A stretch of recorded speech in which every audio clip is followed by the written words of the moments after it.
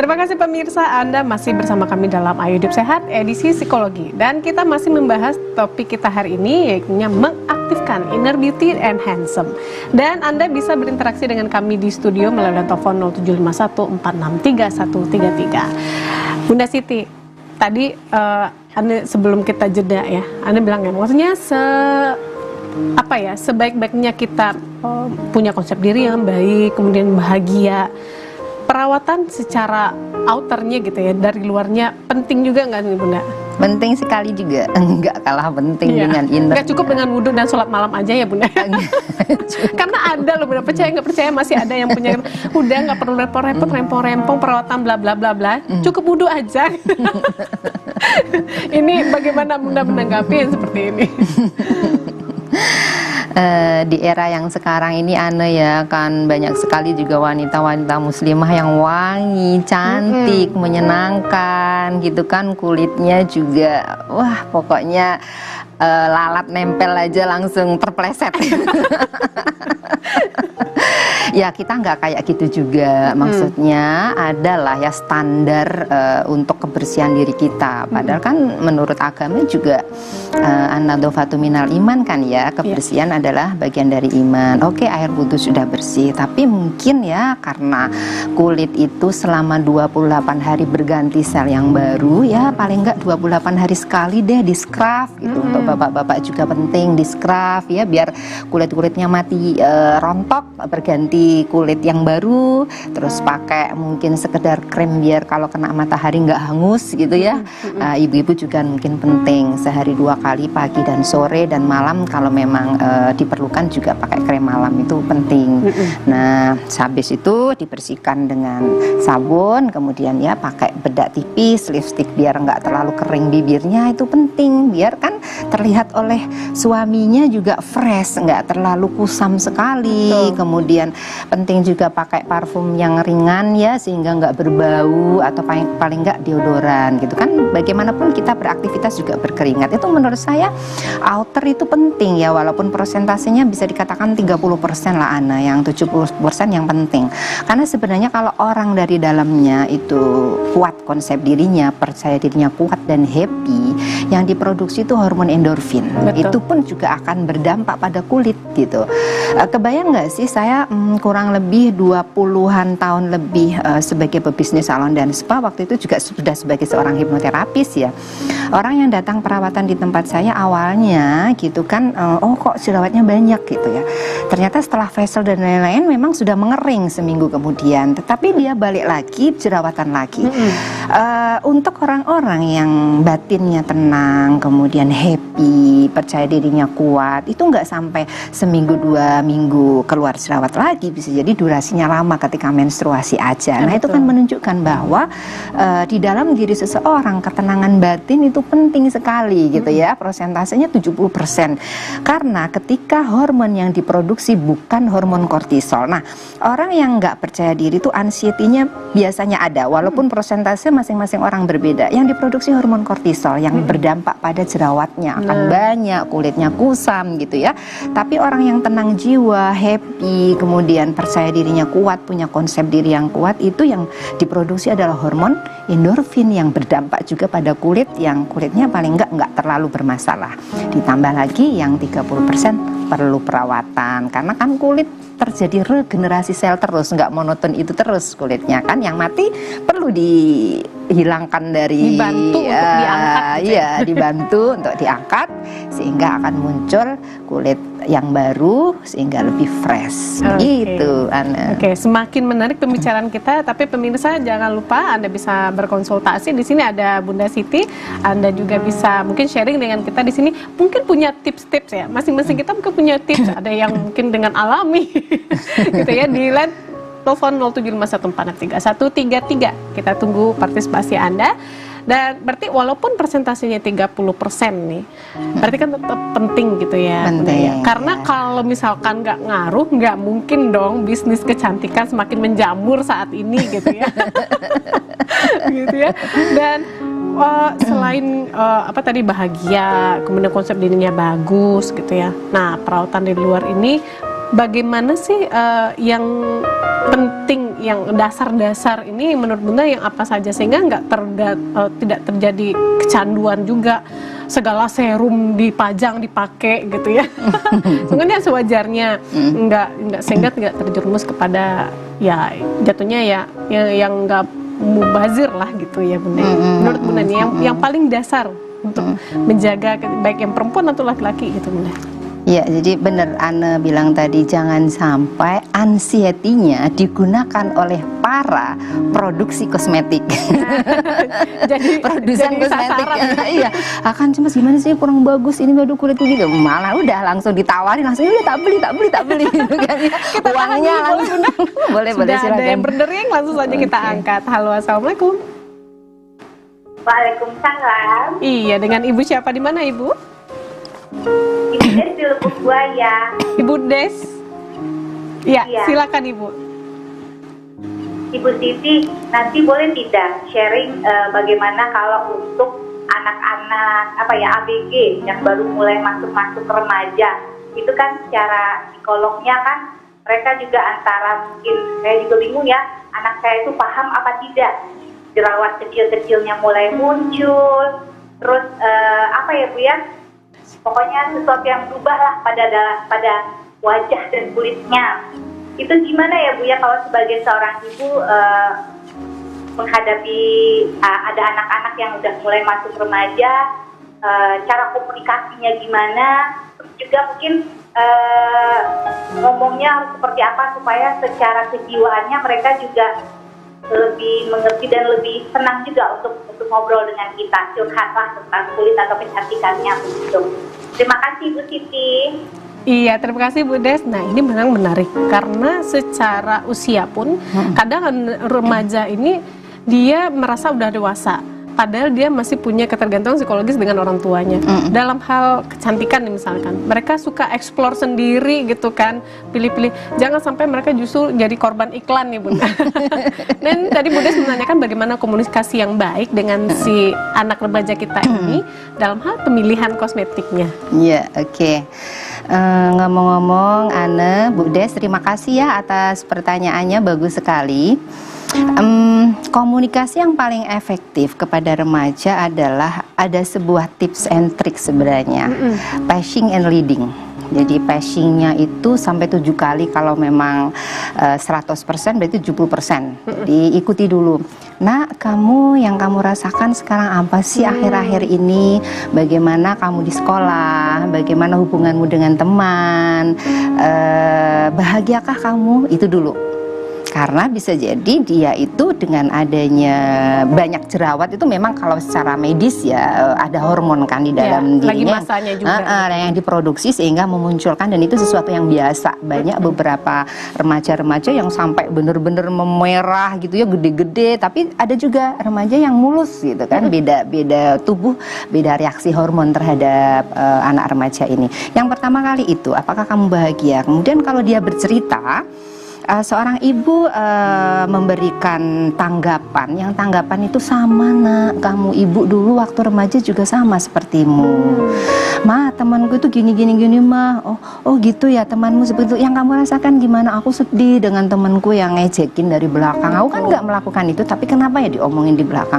Oh, sama ibu dulu juga begitu, nak. Lakukan semua yang ibu katakan kepada dia sembari mendengarkan dia adalah sama. Agar apa? Lu adalah gue adalah lo. Karena kebanyakan orang-orang yang masuk di klinik saya ya, saya kan praktek di Jalan Petinggangan nomor 3 belakang UNP itu, namanya Kopin. Ibu-ibu sering nenteng anaknya dan ternyata anaknya tuh diem kalau ada mamanya.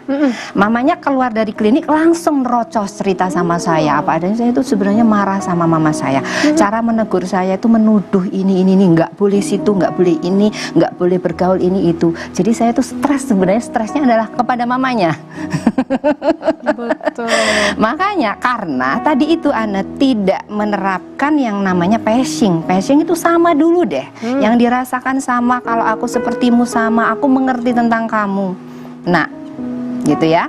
Kalau sudah sama, lo adalah gue adalah lo, maka yang 30% baru. Apa yang ingin orang tua tanamkan kepada anak ini? Menurut mama, bagusnya kamu ini, nak. kemudian habis itu ini 2, 3 dan seterusnya. Setelah anak ini merasa nyaman sama orang tuanya.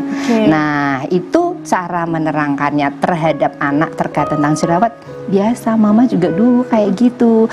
Biasanya kalau remaja juga jerawatan itu sesuatu yang normal. Nah, jangan-jangan jawaban dari anaknya ini memang nggak happy. Aku cemas, aku ada masalah dengan yang pertama kali naksir saya, misalkan nggak bisa move on sama pacarnya. Bisa juga kan ya, namanya anak remaja, atau mungkin dibully dan lain sebagainya. Betul. Itu yang terpenting, perasaannya dulu ya Bu Des ya, ditanya apa yang dia rasakan. Kemudian Bu Des melakukan bahwa itu sesuatu yang wajar nak, sama mama dulu juga begitu.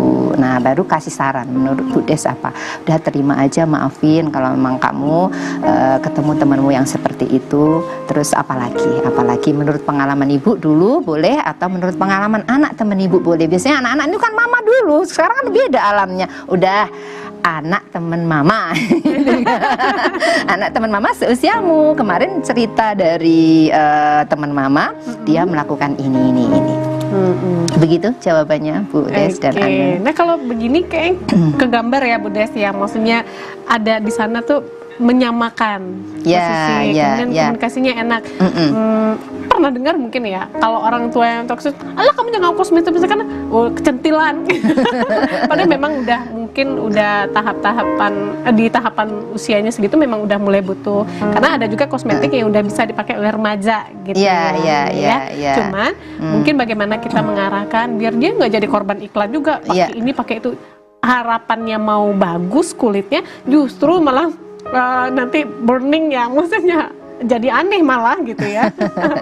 Atau malah dan over. boleh juga ditanya Ana, menurut kamu kalau memang kosmetiknya banyak kayak gini, yang paling nyaman yang mana? Pilih ya nak, di antara 10 ini 3 aja lah, nggak usah banyak-banyak, karena nanti tadi jadi korban iklan. Atau belanja bareng mungkin juga bisa ya benar. Karena kecenderungannya memang anak-anak seumur itu anxiety. Ya, kalau anxiety, kecemasan untuk dia bagaimana caranya diterima oleh lingkungannya kan. Jangan-jangan aku nggak cocok kayak baju ini, jangan-jangan baju ini modelnya nggak sesuai dengan teman-temanku ya, teman-temanku pakai merek ini, kenapa aku nggak? Nah, itu jadi korban iklan. Anxiety-nya malah anxiety korban iklan. Betul. jadi apa namanya, lahan orang-orang yang berjualan jadinya malah. Iya, dan ini untuk remaja putri atau putra sama nih Bunda pendekatannya?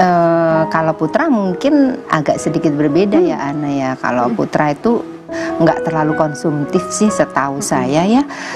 Bahkan bajunya aja bisa dihitung gitu loh, 10 style itu udah termasuk yang banyak gitu kalau anak-anak remaja putra. Kalau cewek, wah bisa 3 lemari.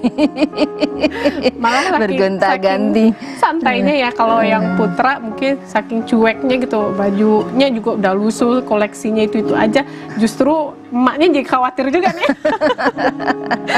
Malah perlu dibantu gitu ya. Asal jangan berlebihan lah gitu ya. Tapi ada juga sih cowok yang memang kayak metropolis banget dari mulai SMA, wangi, suka pakai krim-krim, terus six pack ya olahraganya itu ya. Tapi hati-hati juga kalau terlalu gitu ya kan.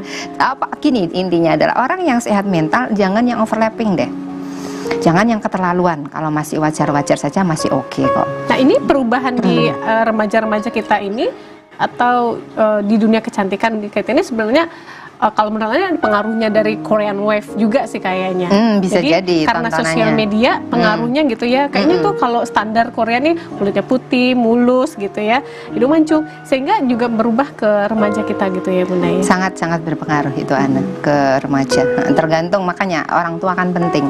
Untuk secara rasional. Kalau ngomong-ngomong tentang anxiety disorder dan lain-lain yang diderita oleh remaja dan orang dewasa itu pasti tidak rasional kan. Makanya seorang psikolog menggiring dengan beberapa teknik tertentu yang rasional. Orang yang sehat kan yang rasional. Nah, menurutmu kalau kamu orang Indonesia menirukan budaya Korea dengan wajah yang seperti itu, dandan yang seperti itu, menurutmu bagaimana? Ditanya balik, jangan sampai orang tua menjas, itu jelek, ini bener. Anak sekarang nggak bisa. Ajaklah berdialog, ajaklah berkomunikasi dengan cara-cara yang membuat dia itu nyaman gitu, tidak bertentangan, tidak menunjukkan gap dari awal. Dengan tadi pacing dulu, ikuti dulu, baru nanti digiring seperti yang kita inginkan. Begitu Ana. Jadi peran orang tua penting untuk remaja. Nah, tadi yang 30% ini sebenarnya kan berlakunya sama ya, antara perempuan dan laki-laki itu sama. Kebutuhan untuk merawat secara outer itu juga 30% sama. Nah, perawatan dasar apa bagi laki-laki gitu ya, yang sehingga tidak terjerumus kepada yang tadi yang penampilannya justru terkategori metroseksual gitu ya. Mungkin kalau kita yang orang awam justru menurutnya agak aneh juga gitu ya, karena kulit yang glowing. Kalau laki-laki gitu ya, kalau perempuan oke lah gitu. Kalau laki kulit yang glowing segala macam terlalu kencang kan jadi aneh gitu ya. Ini secara psikologis perlu diwaspadi tidak, Bunda? Ya, menurut saya kalau sesuatu yang aneh nggak umum itu berarti ada masalah gitu kan ya. Kalau pada umumnya laki-laki ya teksturnya kasar ya mungkin sabun sih no problem ya. Kalau pakai sabun wajah sehari 2 kali masih wajar. Mungkin krim pada kadar tertentu bilang aja sama dokter kulitnya. Ataupun kalau memang udah cocok dengan merek-merek tertentu yang kadarnya nggak usah terlalu yang membuat kayak wanita glowing banget, halus banget, tetap pada teksturnya tapi bersih gitu ya, nggak terlalu kering, lembab, standar lah yang wajar. Jangan sampai kayak kucel banget, sudah orang lapangan nggak pernah ketemu kosmetik sama sekali sampai seminggu di lapangan. Terus kayak beberapa, kebetulan saya kan seorang yang berusaha pengusaha di bidang konstruksi juga kan ya, ada sambilan itu orang-orang teknik itu di lapangan seminggu 2 minggu nggak pernah pulang gitu, lapangan kucel. Nah itu nggak pernah dibersihkan wajahnya, jadinya juga belang-belang, itu kan nggak indah juga. Jadi penting lah krim paling nggak, sabun gitu ya, sabun muka, dan juga mungkin sabun yang cocok sesuai dengan kulit dia. Perlu sekali-kali ke dokter kulit juga lah, kan no problem 3 bulan sekali ke dokter kulit untuk pengen tahu bagaimana cocoknya kosmetik yang kita pakai. Kalau hanya sekedar itu saya kira no problem. Dan perempuan juga sekali-kali ke dokter kulit biar tahu yang cocok itu jenis kosmetik apa sih untuk kulit wajahnya, tubuhnya, dan lain-lain gitu. Itu penting banget menurut saya. Jangan sampai ditinggalkan, paling nggak bersih-bersih dan wangi-wangi yang sekedarnya lah ya, jangan yang terlalu banget kayak artis. Jangan sampai ekspektasinya itu 10 tapi usahanya 2, kan mungkin gitu ya. Ekspektasinya kulitnya glowing, bersih, udah mirip-mirip artis lah gitu ya. Tapi kan usahanya atau effortnya misalnya datang ke dokter kulit juga nggak ada sama sekali, ya jangan berharap gitu ya. Baik, Bunda, kita tahan dulu bincang-bincang kita. Dan pemirsa jangan kemana-mana karena kami akan kembali setelah jeda pariwara berikut ini. Di Ayo Hidup Sehat edisi psikologi. Masih bersama saya Ana dan ada Bunda Siti di sini. Kita masih membahas terkait topik kita hari ini, yaitu bagaimana mengaktifkan inner beauty and handsome. Anda masih bisa menghubungi kami di studio melalui telepon 0751463133. Bunda, jadi ini dari sepanjang perbincangan kita ini, jadi intinya apa sih yang bisa setelah mengaktifkan nih tadi dengan konsep diri dan karakter yang kuat, menguatkannya itu bagaimana, Bunda? Oke, yang pertama sekali sebelum menguat tentu ada yang disebut dengan acceptance ya. Kembali lagi menerima dulu dong gitu. Oh, aku udah dikasih oleh Allah tinggi tubuhku misalkan 160. Oh, aku udah dikasih oleh Allah kulitku memang agak sedikit hitam kecoklatan misalnya. Aku dikasih Allah oleh paras yang seperti ini. Aku terima. Itu dulu. Kemudian yang kedua adalah Bunda, berarti acceptance ini juga itu relate dengan rasa syukur dengan apa yang diberikan Tuhan dengan kita. Ya, betul. Karena itu sebagai pondasi, Ana. Kalau orang membangun rumah pondasinya nggak kokoh, maka bisa jadi rumah itu gampang roboh. Nah, acceptance ini adalah pondasi dari seseorang yang pingin punya kekuatan, kecantikan yang terpancar dari dalam sehingga keluarnya benar-benar memancar. Itu harus kuat dulu syukur dan acceptance-nya. Karena kalau belum accept dulu, maka tidak tahu strategi berikutnya harus apa, karena kan pondasinya nggak kokoh gitu, Ana. Jadi acceptance itu penting, itu yang nomor 1. Kemudian yang nomor 2 itu saya sebut dengan acceptance, orientasi, dan yang R itu adalah referensi. Jadi akor, disingkat dengan, kalau kamu pengen cantik dan tampan dari dalam, apa kuncinya? Akor. Akor adalah acceptance, O adalah orientasi, dan R adalah referensi. Nah, kalau orientasimu mau ngapain hidup di dunia ini? Nah, menurut saya beberapa jurnal-jurnal yang saya baca yang membuat orang bahagia adalah ketika bermanfaat bagi orang lain. Nah, orang yang mungkin tampil cantik tapi kecantikannya dipakai untuk apa, dan apanya itu adalah memberdayakan banyak orang, bermanfaat bagi orang lain. Misalnya kayak Ana ini menghibur orang banyak, itu kan dapat pahala ya. Orientasi untuk apa? Atau orientasinya memang benar-benar menjadi seorang muslimah yang di rumah melayani suami, tapi kan penting juga harus cantik, tenang, happy dari dalam, kuat kepribadiannya, dan juga wangi tubuhnya dengan mungkin polesan yang sekedarnya. Ketika suami datang kan indah dilihat gitu ya, enak dipandang. Itu orientasi hidup apa? Tanyakan pada diri sendiri, apa sih orientasi hidupmu ketika kamu diciptakan oleh Allah Jalla Jalaluhu di dunia ini. Kemudian yang terakhir adalah referensi. Baca referensi para muslimah yang menginspirasi, baca buku-buku yang membuat kamu itu grow, hidupnya berdaya gitu ya. Ya, berdaya artinya punya visi hidup yang jelas gitu. Jangan sampai hidup itu seperti air mengalir yang nggak jelas gitu ya. Seperti saya punya visi hidup saya adalah membantu 1 juta employee yang ada di Indonesia, kemudian 1000 corporate yang ada di Indonesia, sehingga employee-nya sehat mental dan corporate-nya juga maju, punya benefit lah ya. Jangan sampai malah menggelinding ke bawah nih corporate ini. Nah, itu sebelum saya meninggal. Sehingga ketika nanti saya meninggal ditanya oleh Allah, "Hai Siti, apa alasan aku untuk memasukkan kamu ke surga wahai Siti?" Maka saya bisa menjawab, "Ya Allah, saya sudah membantu 1 juta employee atau umat untuk sehat mental dan 1000 corporate yang ada di Indonesia ini ya Allah. Jadi ya Allah, aku pantas masuk surgamu." Ada yang disebut dengan referensi hidup, ya, menirukan orang-orang yang memberdayakan orang banyak. Jadi akor itulah sebagai tools atau cara untuk bagaimana caranya kalau mungkin ibu-ibu, teman-teman semua pemirsa TVRI ya belum ngerti, terus gimana caranya lakukan akor, acceptance, kemudian orientasi dan referensi. Gitu, Ana. Nah, referensi ini kalau mungkin nggak melulu ya, kalau misalnya lihat artis, nggak semuanya juga kok harus oplas, harus perawatannya tuh yang mahal-mahal, yang puluhan juta, nggak mesti kok. Ada beberapa artis yang kita lihat kayaknya tuh tanpa merubah bentuk wajah, tapi karakternya kuat, gitu ya. Jadi referensi ini juga disesuaikan dengan visi misi kita secara pribadi gitu ya, Bunda. Betul. Atau bisa juga yang disebut dengan referensi adalah modeling. Kan enak banget itu modeling, amati, tiru, modifikasi. Kamu tuh pengen kayak apa sih, kayak siapa sih? Tapi hati-hati jangan salah mengambil modelingnya. Misalkan budgetnya 500.000 per bulan, modelnya misal Titi DJ gitu ya. Miliaran dia ya sekali operasi keluar negeri perawatannya. Jadi yang kufu lah ya, yang mungkin ya hampir sama atau setingkat lebih tinggi dari kita, nggak apa-apa. Yang pada akhirnya tadi membawa kebermanfaatan bagi orang banyak. Betul. Untuk lingkungannya terdekat, untuk anaknya, untuk suaminya, untuk saudaranya. Misalkan dilihat kok cantik, menyenangkan ya, kekuatan dari dalam memancar, suka berbagi pada orang lain. Hidupnya bukan hanya tentang aku, tapi hidupnya tentang kita. Itu sebenarnya orang yang punya inner beauty yang kuat itu. Nah, yang 4 tadi, yang akor tadi ini juga nggak yang menjadi alasan ketika 4 ini nggak kuat, adanya fenomena oplas atau operasi plastik ini jadi alasan nggak sih, Bunda? Bisa kita arahkan ke sini juga nggak sebenarnya? Ya pasti dong, orang yang nggak acceptance kan pasti gelisah. Betul. Aduh gimana ya, hidungku kan kepengen mancung ini, kurang 2 cm deh kayaknya.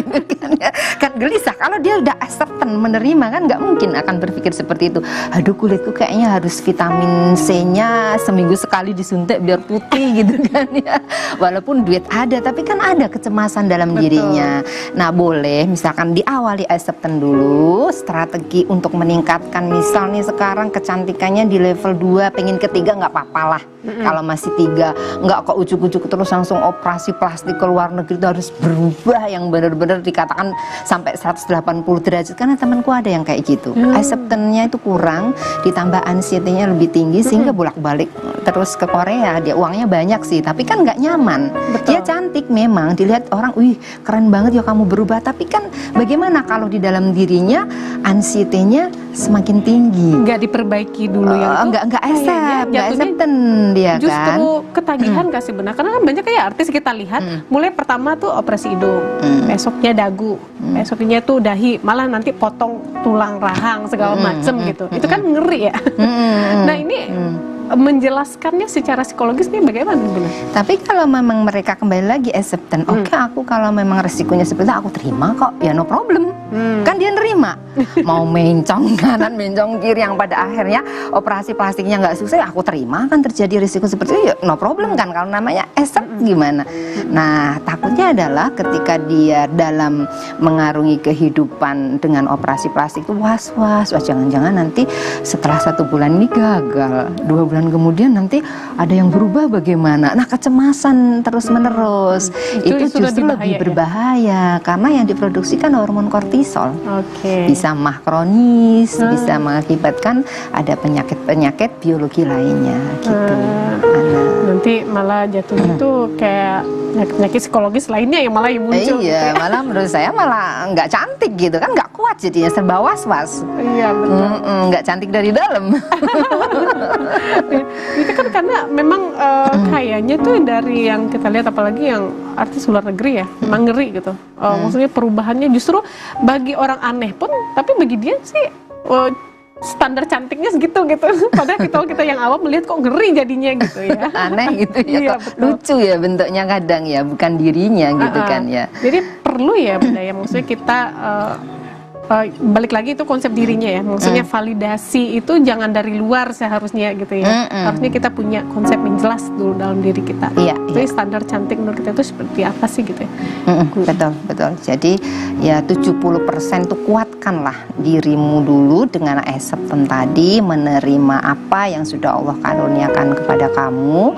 Dengan accept maka ketenangan kan ada. Syukur bahwa Allah bilang kan, la in syakartum la azidannakum wa la in kafartum inna adzabi lasyadid. Barang siapa yang mensyukuri nikmat maka akan saya tambah nikmat itu, dan barang siapa yang mengkufuri nikmat sesungguhnya siksaku sangat pedih. Itu ditanamkan dalam unconscious atau pikiran bawah sadar kita bahwa udah alhamdulillah pasti ada makna di balik apa yang sudah diberikan oleh Allah kepadaku. Dengan rasa bersyukur itu tenang. Perawatan penting yang 30% ya. Lipstikan tipis-tipis penting. Kalau pesta ya tebel ya no problem juga, asal apa enggak cemas. Sesuai dengan kebutuhan dan tema gitu ya Ana ya. Ya oke saja, intinya enggak cemas gitu kan. Ada beberapa orang yang pakai lipstik tipis aja udah cemas, ada juga. Jangan-jangan menor ya, apalagi anak remaja, jangan-jangan jelek ya ini itu gitu. Nah, itu intinya. Jadi hindari kecemasan, tingkatkan kebahagiaan dengan acceptance dulu itu. Baru orientasi hidupnya mau apa, dan referensi modelingmu siapa. Cari referensi atau model-model yang membuat kamu juga tenang. Jangan sampai membuat kamu tambah bertengkar dengan pasangan gara-gara referensinya ekonominya lebih tinggi. Uangnya lebih gede. Beli apa-apa no problem buat dia, buat kita mikir gitu. Nah itu penting itu Ana. Jangan karena standarnya ketinggian mikir duitnya dari mana ya, besoknya harus ke salon gitu ya, harus perawatan, malah mikir stres karena mikir duitnya dari mana. Ya cemas lagi jadinya kan. Ini kalau ada mau lihat ya, ini sedikit nih, Bunda itu smiling face, maksudnya terlalu senyum gitu. Ini jangan-jangan salah satu tips juga untuk bisa menjadi inner beauty-nya keluar. Justru dari pagi itu harus mulai senyum dulu ya, gitu kan ya? Ketika senyum itu kembali lagi hormon endorfinnya akan diproduksi oleh tubuh kita yang membuat kita ya paling enggak sedikit awet muda. Orang ngelihat umur 52 kali 50 kan lumayan. 25. Diskonnya banyak kan, 25 plus 25 plus gitu. Nah, makanya kalau di apa ya, secara psikologis ada yang bilang bukan karena Anda bahagia makanya Anda tersenyum, tapi karena Anda tersenyum makanya Anda akan bahagia. Iya, gitu, betul, memancing betul, betul ya dengan bersenyum sedikit happy. Saja Bunda ada yang ingin disampaikan untuk closing statement kali ini, silakan Bunda. Oke, para pemirsa TVRI khususnya di daerah Padang dan sekitarnya, bahwa sesungguhnya kecantikan atau ketampanan yang kamu miliki merupakan karunia dari Allah Subhanahu wa Ta'ala. Maka terima, syukuri semua yang kamu miliki, dan juga jangan lupa ya, selain tenang nyaman juga perlu diperhatikan perawatan ya, Bapak Ibu, adik-adik semuanya, karena kalau tidak dirawat juga akan akan bisa jadi mengganggu orang-orang di sekitarnya ya. Usahakan kebersihan itu adalah penting buat kecantikan dan ketampananmu. Karena apa? An-nadhofatu minal iman. Terima kasih dari saya. Ya, terima kasih Bunda Sampai untuk berjumpa bincang-bincangnya lagi. kurang lebih 60 menit ini. Sama-sama, Ana. Semoga bisa menginspirasi kita gitu ya. Jadi ingat, nggak hanya ini penting juga ya, wudhu soal malam penting, tapi benar-benar menjaga outer itu juga penting gitu ya, biar inner beauty handsome itu juga memancar. Baik, terima kasih pemirsa sudah membersamai kita selama 60 menit ini di Ayo Hidup Sehat. Saksikan Ayo Hidup Sehat edisi psikologi di jam dan hari yang sama bersama saya Ani Titis Mita. Akhir kata saya mengucapkan terima kasih atas perhatiannya. Assalamualaikum warahmatullahi wabarakatuh.